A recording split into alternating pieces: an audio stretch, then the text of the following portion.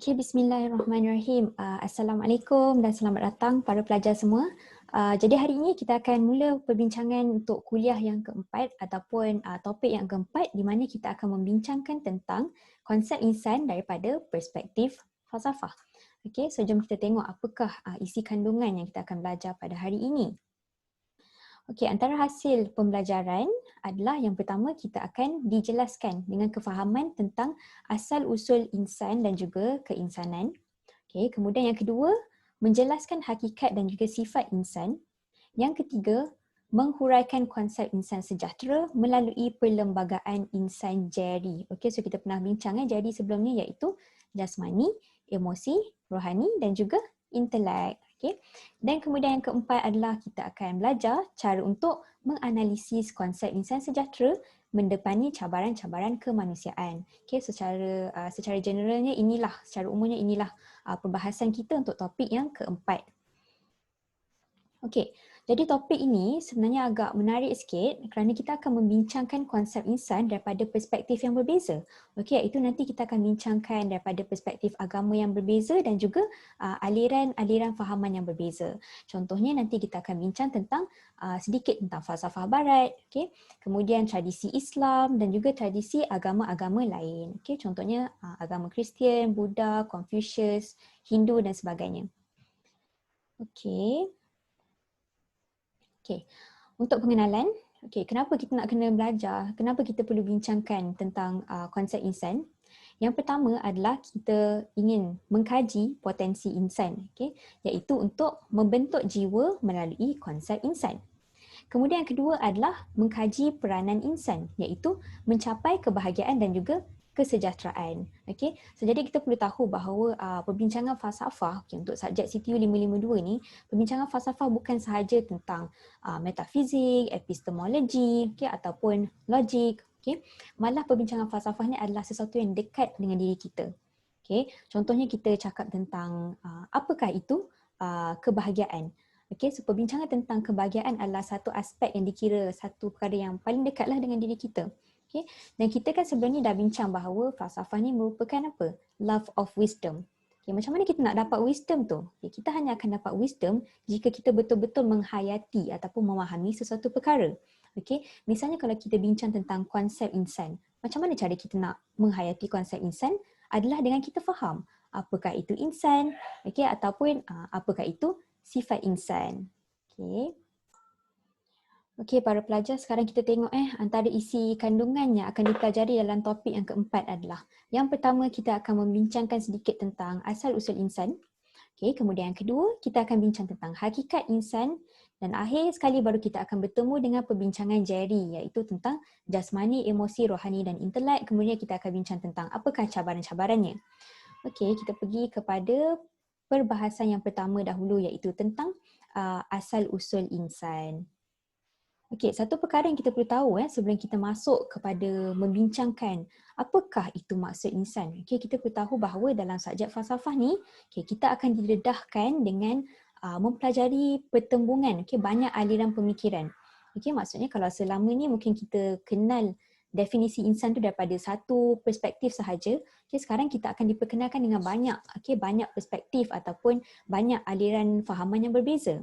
Okey, contohnya macam saya sebut tadi, kita akan belajar daripada tamadun barat, tamadun Islam dan juga agama-agama yang berbeza. Okey, jadinya kita kena tahu bahawa kita kena ada mindset bahawa perbincangan ni bukan hanya macam A ataupun B ataupun black and white sahaja. Okey, malah ada banyak spektrum yang berbeza untuk memahami apakah itu insan. Okey, kemudian kita akan cuba menganalisis lah, definisi bagaimana yang paling sesuai dengan diri kita ini sebenarnya. Okey, misalnya kita mula dengan perbincangan tentang maksud insan daripada tamadun barat. Okey, so kita akan cuba telusuri sedikitlah sejarah ya. Okey, bermula dengan falsafah klasik ataupun kita kata Greek philosophers. Okey, antara yang memberikan maksud insan adalah Aristotle. Okey, Aristotle ni nama yang agak terkenal. Okey, antaranya siapa? Aristotle, Socrates, Plato. Okey, ni adalah antara nama-nama yang terkenal lah dalam falsafah Yunani. Okey, Aristotle kata apa?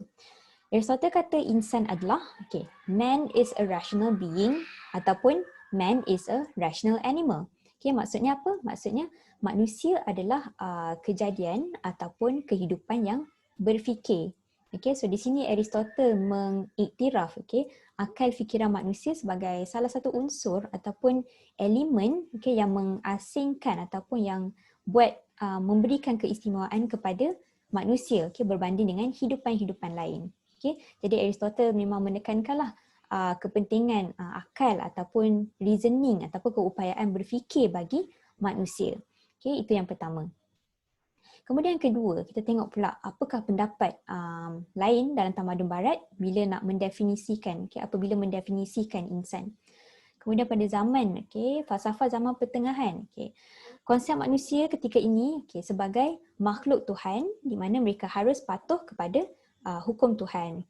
Pada zaman Middle Age ni, pemahaman manusia di barat banyak revolve around Christianity, ataupun bersandarkan, berpandukan agama Kristian. Jadinya definisi mereka tentang manusia pun banyak berasaskan agama Kristian, di mana mereka memahami bahawa manusia itu adalah hamba Tuhan, maka perlu ataupun diwajibkan untuk taat kepada Tuhan. Seterusnya kita bergerak kepada contoh yang ketiga, iaitu falsafah moden di barat. Falsafah moden di barat ni, ahli falsafah moden ada ramai. Mungkin kita akan diperkenalkan nanti sewaktu kita belajar topik-topik yang seterusnya. Tapi di sini kita tengok salah satu contoh sahaja dulu tentang definisi insan bagi ahli falsafah moden. Contohnya siapa? Friedrich Nietzsche. Dia kata apa? Manusia ini berteraskan emosi dan juga kehendak ataupun kemahuan diri. Lagi satu perkara yang kita perlu tahu sebenarnya, ahli falsafah, sesama ahli falsafah dalam tamadun barat ni pun ada mengkritik antara satu sama lain. Contohnya ahli falsafah moden Friedrich Nietzsche ni, dia sebenarnya mengkritik ahli falsafah, mengkritik Aristotle punya pemahaman iaitu man is a rational being, di mana Aristotle ni terlalu menekankan elemen akal fikiran dalam seseorang individu. Maka Friedrich Nietzsche ni mengatakan bahawa kita tidak boleh terlalu menekankan elemen fikiran ataupun rasional ataupun reasoning sahaja. Malah manusia juga mempunyai elemen lain. Maka di sinilah Friedrich Nietzsche menekankan emosi dan juga intuisi. Termasuklah kehendak dan juga kemahuan diri. Dan contoh yang keempat, falsafah pada zaman pasca moden ataupun kita sebut sebagai postmodern. Pun ada ramai juga ahli falsafah, tapi kita tengok dulu contoh. Contohnya siapa? John Paul Sartre. So beliau sangat terkenal dengan falsafah existentialism. So existential, kita tahu perkataan existential ni lebih kepada kewujudan. Jadi beliau banyak menghadapi existential crisis. Sampailah satu masa beliau mengeluarkan falsafah bahawa manusia ini dilahirkan tanpa ada apa-apa panduan hidup. Maksudnya beliau membuang elemen kerohanian dalam manusia. Dengan mengatakan hidup manusia ni tidak ada tujuan, dan manusia sendiri boleh pilih apa-apa yang dia nak buat. So ini adalah contoh beberapa definisi falsafah, definisi insan menurut ahli falsafah tamadun barat. Dan daripada tamadun barat ini saja kita dapat nampak bahawa mereka ni pun tidak ada satu persetujuan untuk mendefinisikan maksud insan. Dan di sinilah maksud saya bila saya kata kita akan dipertemukan dengan banyak pertembungan aliran pemikiran, terutamanya apabila membincangkan definisi insan. Baiklah, selesai perbincangan tentang tamadun barat. Sekarang kita tengok dari perspektif yang berbeza pula, iaitu tentang maksud insan dari sudut fahaman agama Islam. So insan dia tulis apa di sini? Dia kata berasal daripada perkataan al-ins yang disebut di dalam Al-Quran. So al-ins tu adalah istilah dalam bahasa Arab. Juga disebut dengan kalimat an-nas dalam Al-Quran juga. Ada pendapat yang mengatakan bahawa insan itu asal usul perkataannya adalah daripada nasia ataupun yansa. Ini adalah istilah bahasa Arab di mana maksudnya adalah lupa. Apa kaitan lupa dengan insan ni? Dikatakan bahawa insan ini lupa tentang perjanjian mereka dengan Tuhan sebelum diwujudkan di dunia. Insan ni cepat lupa tentang tujuan dihidupkan. Seterusnya, insan dalam istilah ini secara etimologis bermaksud harmonis, lemah lembut dan juga berperi kemanusiaan. Okey, lagi satu ciri-ciri insan adalah jinak ataupun peramah. Okey, so itu adalah konsep insan. Kemudian kata insan ini digunakan di dalam Al-Quran untuk menunjuk kepada manusia dari perspektif dari sudut jiwa dan juga raganya. Okey, so di dalam Al-Quran, Al-Quran mengiktiraf manusia ini bukan sahaja ada elemen jasad, okey, malah ada kedua-duanya iaitu jasad dan juga rohani. Okey, maka kita perlu belajar cara untuk menyeimbangkan keperluan kedua-duanya iaitu jasad dan juga rohani, jiwa dan raga. Okey. Dan akhir sekali adalah insan memiliki keupayaan untuk berfikir. Okay? Jadi poin di sini juga agak penting di mana di dalam agama Islam kita mengiktiraf bahawa manusia ini mempunyai kemampuan untuk mencari ilmu pengetahuan ataupun kemampuan untuk berfikir secara tinggi. Okay? Dan juga disebutkan di dalam Al-Quran bahawa Allah telah menciptakan manusia, okay, sebagai sebaik-baik ciptaan. Okey, kenapa disebut sebagai manusia ini sebaik-baik ciptaan? Okay, salah satunya adalah kerana kita mempunyai kemampuan untuk berfikir. Okay, kita manusia mempunyai akal fikiran dan akal fikiran itulah yang membezakan kita manusia daripada haiwan dan juga daripada hidupan-hidupan lain. Okay, maka secara ringkasnya kita dapat nampak dalam insan ataupun manusia dalam fahaman agama Islam ni menekankan kepentingan kedua-duanya iaitu jasad dan juga rohani. Okey, kemudian ditekankan bahawa insan ni adalah hidupan ataupun kejadian Tuhan yang mempunyai keupayaan untuk berfikir. Okey, selesai perbincangan tentang definisi insan. Sekarang kita berpindah kepada subtopik yang kedua. Okey, harap semua masih boleh berikan perhatian yang baik. Okey, subtopik yang kedua adalah tentang hakikat insan. Okey, kita nak bincang apa dalam hakikat insan ni? Okey, tadi kan kita dah selesai bincang tentang apakah itu definisi manusia ataupun definisi insan secara permukaan. Okay, sekarang kita sebenarnya nak bincangkan apakah sebenarnya elemen manusia. Okey, kalau kita tengok manusia, kita ada tangan, kita nampak muka kita. Okey, adakah kita insan ataupun manusia ni hanya sekadar jasad? Contoh kalau kita melihat orang, kita nampak okey cantik kejadian Tuhan. Adakah kecantikan ataupun adakah nilai seorang manusianya, seorang manusia itu sekadar luaran sahaja, okey, jasad ataupun secara fizikal saja. Okay, maka di sinilah kita nak tengok apakah itu hakikat manusia. Okay, what is human being sebenarnya? Alright, di sini kita akan bincangkan daripada beberapa sudut. Okay, yang pertama kita tengok dahulu kejadian insan menurut agama Islam. Okay, ditulis di sini bahawa Nabi Adam khalifah di muka bumi. Okay, menurut ajaran agama Islam, okay, Nabi Adam merupakan manusia pertama, okay, yang diciptakan oleh Allah dan beliau adalah khalifah di muka bumi. Okay. Jadi kalau semua boleh tengok gambar rajah di sini, ini merupakan proses kejadian manusia seperti mana yang tertera ataupun diceritakan di dalam Al-Quran. Okay. So ini adalah istilah-istilah bahasa Arab. Okay. Kita akan pergi satu persatu. Okay. Yang pertama adalah nutfah. Okay, apakah itu nutfah? Apakah proses nutfah? Okey, ia bermula selepas persenyawaan iaitu pencantuman sel sperma dan juga ovum. Okey, jadi saya yakin para pelajar semua sangat familiar dengan proses kejadian manusia ni. Okey, so proses yang pertama adalah persenyawaan iaitu pencantuman sperma dan juga ovum. Okey.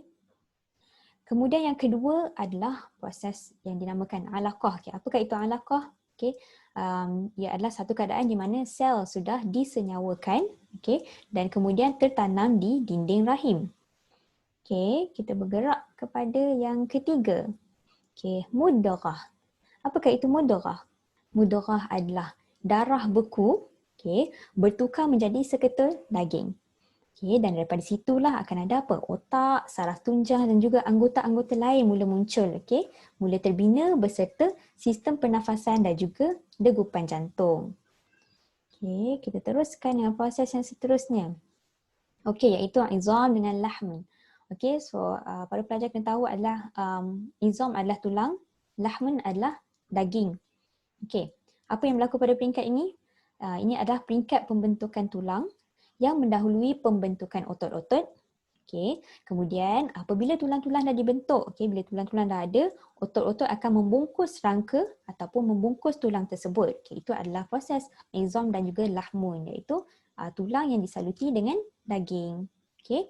Kemudian daripada sini darah mulai mengalir dan juga membentuk sistem pernafasan. Okey. Maka berlakulah penyempurnaan organ. Okey. Dan akhir sekali adalah nafkhur ruh. Okey, yang bermaksud peringkat peniupan roh.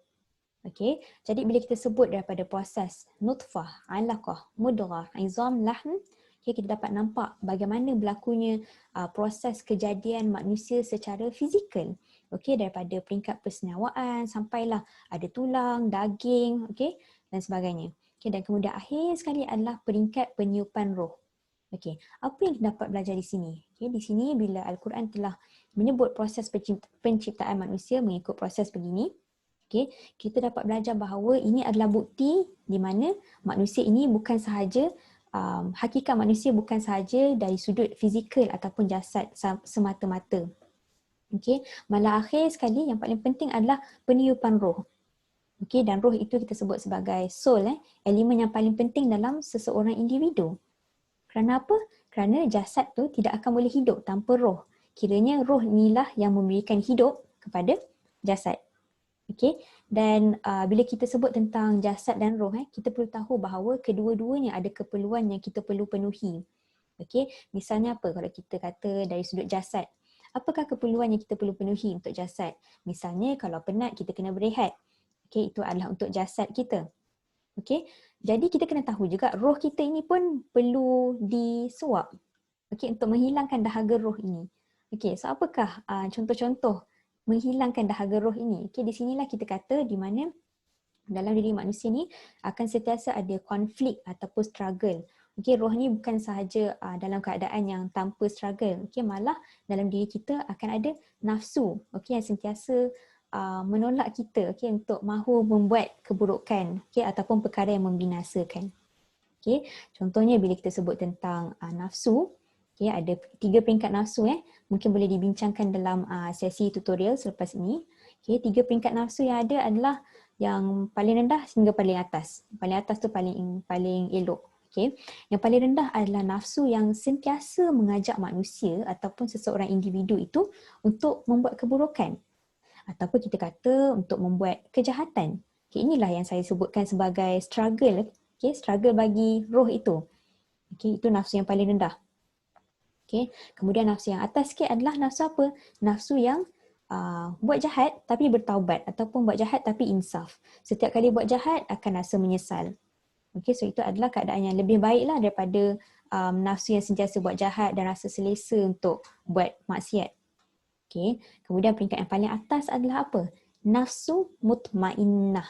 Okay, itu adalah satu istilah Arab. Nafsu mutmainnah maksudnya apa? Jiwa yang tenang. Okay, jiwa yang tenang ni maksudnya nafsu itu tidak lagi mahu membuat perkara yang ke arah kebinasaan, membinasakan diri. Okay, malah jiwa itu akan tenang apabila dah boleh taat dengan perintah Allah. Okay, so ini daripada sudut agama Islam. Okay, nafsu mutmainnah ataupun kita sebut sebagai qalbun salim. Okay, apakah itu qalbun salim? Maksudnya peaceful heart ataupun hati yang tenang. Okay, hati kita ni hanya akan datang ketenangan jika kita mampu menundukkan nafsu kita. Okay, maksud tunduk ini adalah taat dengan perintah Allah dan menjauhkan diri daripada segala keburukan-keburukan ataupun segala perkara yang dilarang oleh Allah. Okay, dah selesai membincangkan 2 perspektif kejadian insan menurut Islam. Okay, seterusnya kita tengok okay, ini adalah perspektif yang kedua iaitu kejadian insan menurut sains. Okay, dan saya yakin bahagian ini para pelajar sudah arif, kita dah belajar sejak zaman sekolah dahulu bagaimanakah berlakunya proses kejadian insan menurut sains, okay, dan diceritakan secara fizikalnya lah daripada proses persenyawaan, sperma, ovum, okay, kemudian kepada zygote, embrio, fetus dan juga menjadi seorang baby. Okay, dan kita dah selesai bincangkan 2 perspektif iaitu kejadian insan daripada sudut Islam dan juga kejadian insan menurut sains. Okay, dan selepas ini kita akan berjumpa dengan banyak lagi perbahasan tentang insan daripada sudut pelbagai agama yang lain. Okay, jadi untuk bahagian yang pertama ini kita berhenti di sini dahulu, nanti kita akan jumpa untuk bahagian yang kedua.